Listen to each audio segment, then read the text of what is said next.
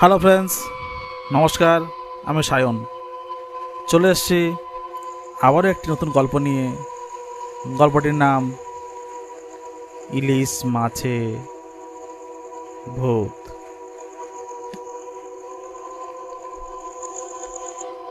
বিকালবেলা রঙ্গলাল বাবু সে হাজির। রঙ্গলাল বাবু বললেন যে ভাই, রাতে তো নদীতে মাছ ধরতে যাব, কিন্তু বাবার শরীরটা ভালো নয়। প্রথমেই বলি, রঙ্গলাল বাবু বেশ লম্বা চওড়া চেহারা, মাথায় এক রাস কোকড়ানো চুল, ছিপছিপে বর্ণ। উনি সবসময় লুঙ্গি আর একটা টি শার্ট পরেন। আমি প্রশ্ন করলাম, রঙ্গলাল, তুমি তো আজকে মাছ ধরতে যাবে শুনছিলাম বললে, কিন্তু তোমার বাবার তো শরীরটা খুব ভালো নয়, তো থাকতে পারতে আজকে না গেলেই কি নয়? উনি বললেন, না ভাই, জানো তো হাতে একটা পয়সাও নেই, বাবারও শরীরটা খারাপ, বাবার চিকিৎসার জন্য কিছু টাকারও প্রয়োজন, আর নদীতে প্রচুর ইলিশ আসছে। আমি তো বাবাকে সঙ্গে নিয়ে যেতাম, তো এখন আমি একাই যেতে হবে। তোমরা তো গ্রামবাসী আছো, একটু বাবার দিকে লক্ষ্য রেখো। রঙ্গলাল বাবুর বাবা হচ্ছে ভবেশবাবু, যিনি জেলে ছিলেন এবং ছেলেকে নিয়ে নদীতে মাছ ধরতে যেতেন। সেই মতো উনি বলে আমাদের চলে গেলেন। আমি ভাবলাম, ঠিক আছে, সন্ধ্যের দিকে একবার রঙ্গলাল বাড়ি দিয়ে ঘুরে আসা যাবে। তখন রাত 8টা বাজে। হঠাৎ পাড়ায় বেশ কান্নাকাটির আওয়াজ। ভাবলাম, কি হয়েছে পাড়ায়? ওই ওই পূর্ব প্রান্তে এত কান্নার আওয়াজ আসছে কোথা থেকে? বেরিয়ে গেলাম দেখতে। গিয়ে দেখলাম ভবেশবাবু মারা গেছেন। ভবেশবাবু বেঁচে নেই। তাই দেখে বেশ ওনার আত্মীয় স্বজনরা কান্নাকাটি করছে। আমি তার মধ্যে প্রশ্ন করলাম, ভাই, রঙ্গলালবাবু কোথায়? একজন বলে উঠল, দাদা, রঙ্গলাল বাবু, রঙ্গলাল তো বিকেলেই বেরিয়ে গেছে মাছ ধরতে। ওহো, আমার মনে পড়লো, হ্যাঁ, রঙ্গলাল তো বলেই ছিল যে আমি বিকালে নদীতে মাছ ধরতে যাব, রাতে বাড়ির দিকে একটু খেয়াল রাখিস, লক্ষ্য রাখিস বাবাকে, বাবার শরীরটা ভালো নয়। ওহো, কি করা যাবে? সকাল হোক, তারপর নয়তো নদীর পাড়ে গিয়ে কোনো ডিঙি নৌকোকে বলা হবে, যাও রঙ্গলালকে ডেকে নিয়ে এসো। সেই মতো বাড়ি ফিরে এলাম। এদিকে রঙ্গলালবাবু নদীতে মাছ ধরছে। রঙ্গলালের মনটাও ভালো নেই, বাড়িতে বাবার শরীরটা খারাপ। সেই মতো রঙ্গলাল একটু অন্য মনস্ক হয়েই মাছ ধরার জন্যে নদীতে জালটা ফেলেছে। এমন সময় রঙ্গলালবাবু দেখলেন একটা ডিঙি নৌকো ওর দিকে এগিয়ে আসছে। রঙ্গলালবাবু ভাবলেন যে হয়তো অন্য কোনো জেলে হবে যে নদীতে মাছ ধরতে আসছে। কিন্তু ধীরে ধীরে সেই ডিঙি নৌকোটি রঙ্গলালবাবুর নৌকোর দিকে এগিয়ে এলো এবং পাড়ে ঠেকিয়ে বলল, কিরে রঙ্গা, তুই একা চলে এসেছিস, আমাকে আনলি না?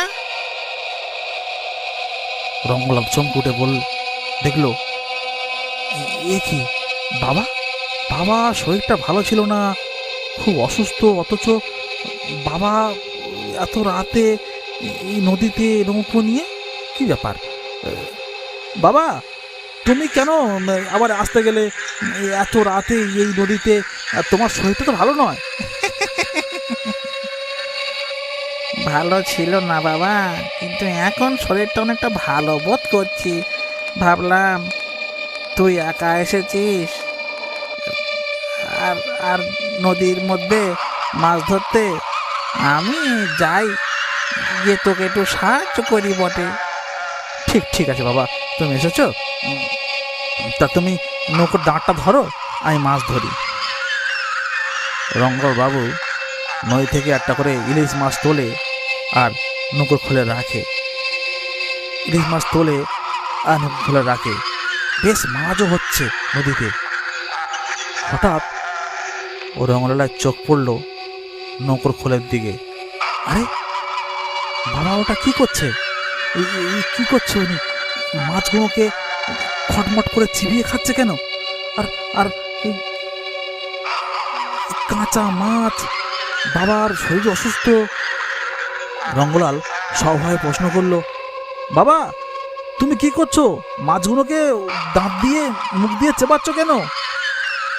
উনি একটা বিকট হাসি হেসে বললেন,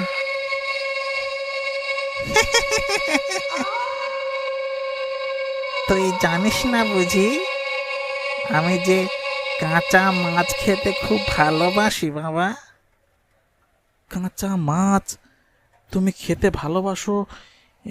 আমি তো এই প্রথম শুনলাম। আর তাছাড়া নদীর মধ্যে এই এই এই মাছ তুমি খাচ্ছ? তুমি এমনি অসুস্থ, তুমি মানে কিছু বুঝতে পারছি না। আর তোমার গায়ে বা ওটা কী পরা? তুমি তো স্যান্ডো গেঞ্জি পরতে, লুঙ্গি পরতে, তুমি কি পরে এসছো? আমি আমি তোর মায়ের লুঙ্গিটা পরে আসি। একটা বিকট হাসি হেসে ভবেশবাবু মাছ চিবোতে শুরু করলো।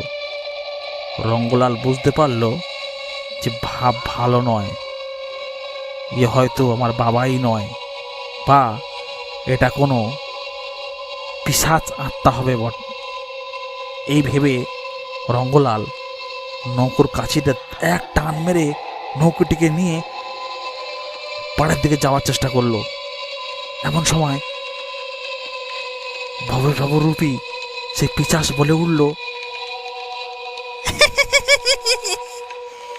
না না রঙ্গা, তুই ধারে যাবি না, তুই পাড়ে ওঠার চেষ্টা একদম করবি না। আমার এখন ভীষণ খিদে পেয়েছে, আমি এই সব মাছগুলো খাবো। রঙ্গলাল প্রাণ অষ্টাগত হয়ে উঠল, আর তারাম খেঁচে উঠল। কি করবো আমি? এই ভেবে রঙ্গলাল সমুদ্রে ঝাঁপ মারল। ঝাঁপ মেরে এক জলের ঢোক, একটু জলও খেয়ে ফেললো। খেয়ে রঙ্গলাল শ্বাসকষ্ট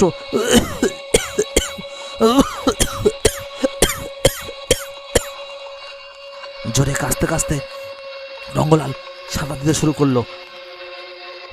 ধারে উঠে নদীর পাড়ে যখন পৌঁছলো তখন প্রায় রাত 2টো বাজে। কেউ কোথাও নেই, খুটখুটে কালো অন্ধকার। সেই অন্ধকারের মধ্যে রঙ্গলাল ভাবলো, এখন আমি কি করব? পেছনে এই একটা ভূতের উৎপাত, আর গ্রাম তো অনেকটাই দূরে। হঠাৎ কে যেন একটা টর্চ নিয়ে এগিয়ে আসছে অনেক দূরে। রঙ্গলাল হেঁকে জিজ্ঞাসা করলো, কে কে আসছেন? আপনি কি পূর্বগ্রাম থেকে আসছেন? দূর থেকে একটা উত্তর এলো, হ্যাঁ, আমি পূর্বপাড়ার রামলাল বটে। তুমি কে? আমি আমি রঙ্গলাল। আমি নদীতে এসেছিলাম মাছ ধরতে। হঠাৎ আমার নৌকোটা ডুবে যায়, তাই আমি সাঁতার দিয়ে কিনারায় উঠেছি। আপনি কি তোকে সাহায্য করবেন? হ্যাঁ, দাঁড়াও দাঁড়াও, সাহায্য করাই তো আমার কাজ। এই বলে ভদ্রলোক আসতে শুরু করলো। রঙ্গলালবাবু ভাবলেন, যাগ্গে, অন্তত একজন ব্যক্তিত্ব পাওয়া গেছে যে আমাকে একটু সাহায্য করবে। এই ভেবে রঙ্গলাল এগিয়ে গেল ওই আলোটার দিকে। গিয়ে দেখলো, এই আলোটা যেখান থেকে আসে সেটা কোনো আলো নয়, সেটা একটা মানুষের হৃৎপিণ্ড মাত্র, একটা কঙ্কাল।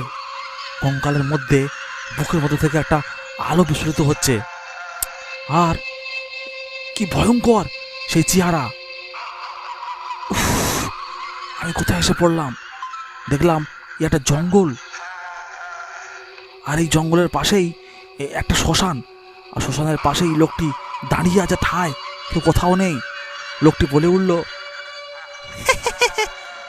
আমাকে ভয় পেও না বাবু, আমি তো বাজ পড়েই মরেছিলাম, তাই আমার বুকের মধ্যে সেই বিজলিটা থেকে গেছে, এবার বিজলি আলোটাই বেরিয়ে আসছে তোমার দিকে। তুমি ভয় পেও না, ভয় পেও না, এসো আমার কাছে এসো।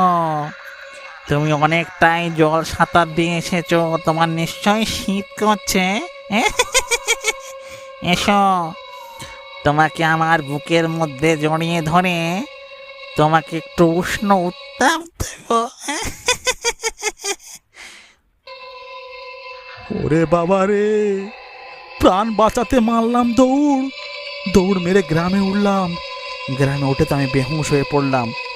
সকাল হতেই দেখি চারিদিকে গ্রামের মানুষ, আর বাবার খাটিয়ায় তখন সাজানো হয়ে গেছে। খাটিয়ায় বাঁশ দিয়ে, মরার কাপন দিয়ে, ধূপবাতি জেলে, মালসা দিয়ে, তুলসী মালা দিয়ে বাবাকে সাজানো হয়েই গেছে।